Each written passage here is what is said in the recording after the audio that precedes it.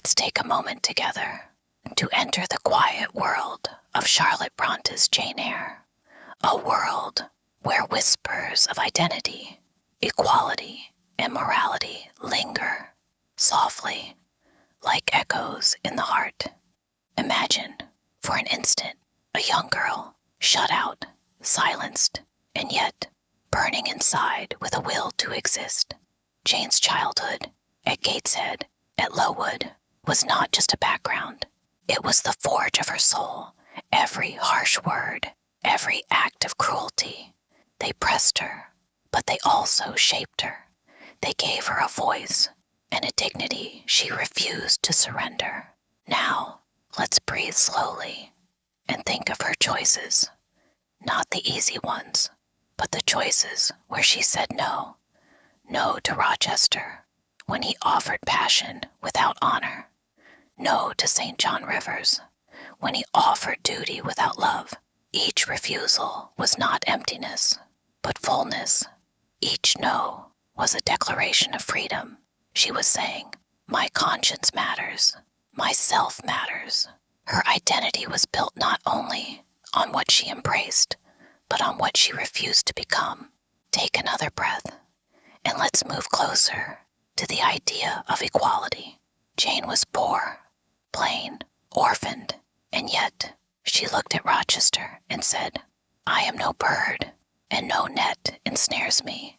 I am a free human being with an independent will, spirit to spirit, equal to equal, in a society where women were expected to be silent, decorative, or submissive.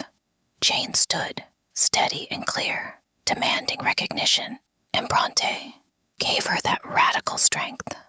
Notice something gentle here.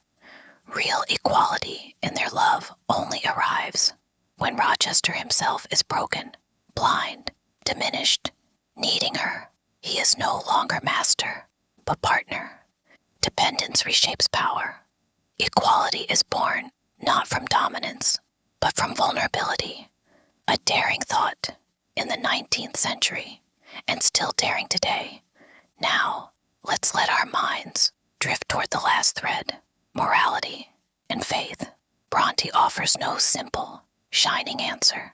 Instead, she gives us contrast. Mr. Brocklehurst, cold, hypocritical, oppressive. Helen Burns, gentle, patient, a faith almost too passive for Jane. And St. John Rivers, stern, sacrificial, without warmth. Jane moves among them, quietly rejecting what feels false. She builds her own compass, not from rules, but from conscience. Her morality breathes with love, with freedom, with authenticity. And so, when you gather it all, Jane Eyre is not just a love story. It is a soft but unyielding search for identity, a cry for equality, a meditation on inner faith. Step by step, painful, beautiful, Jane teaches us that freedom is not given. It is built from every choice, every silence, every whispered no. So now, let me ask you, in the hush of this moment, what does it mean for you to stay true to yourself, to refuse compromise when your spirit calls for truth, to hold love and dignity in your hands without letting them slip away?